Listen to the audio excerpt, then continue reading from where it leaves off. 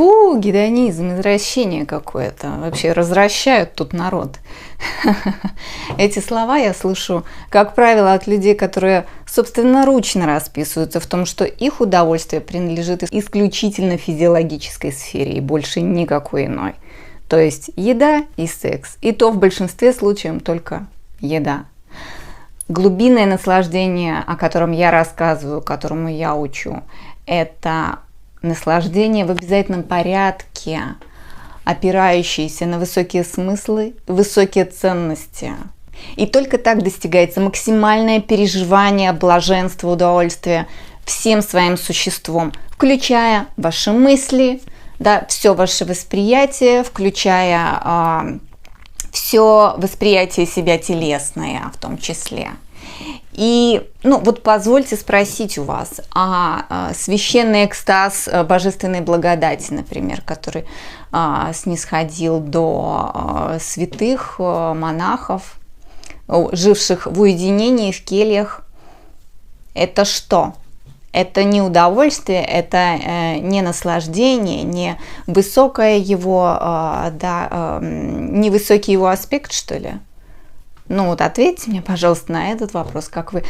Скажите, пожалуйста, искусство тогда для кого вообще? Для людей, которые с постной мордой смотрят на него, что ли, на картины, на эти, музыку слушают с постным выражением физиономии?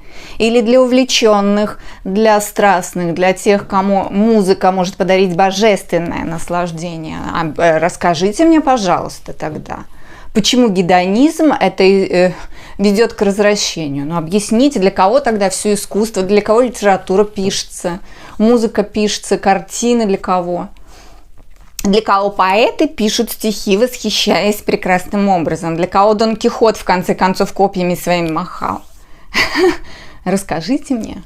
Да, и давайте пофилософствуем тогда, чего же гедонизм развращает, интересно. Может быть, неправильный подход к нему развращает, это я согласна. То, что он может увести в зависимость незрелого человека, невзрослого человека, инфантильного, это абсолютно точно, я говорю об этом все время. Всемирная организация здравоохранения насчитывает ныне более 200 видов зависимостей. Благодаря чему? Благодаря тому, что незрелые инфантильные люди ныряют в это, ныряют в свое удовольствие, привязываясь к одному единственному.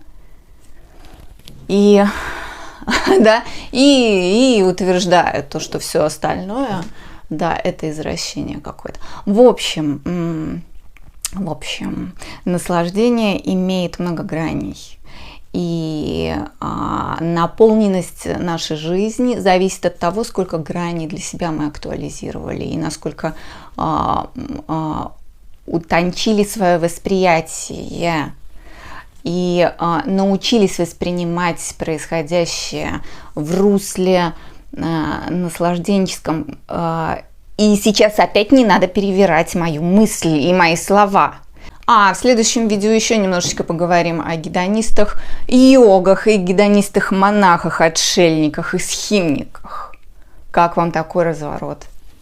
Хочу только объяснить, показать и аргументировать то, что удовольствие имеет и другие стороны, высокие, духовные, и совокупность телесного и духовного дает нам такую переполненность этой божественной великой силы, которая преображает изнутри человека.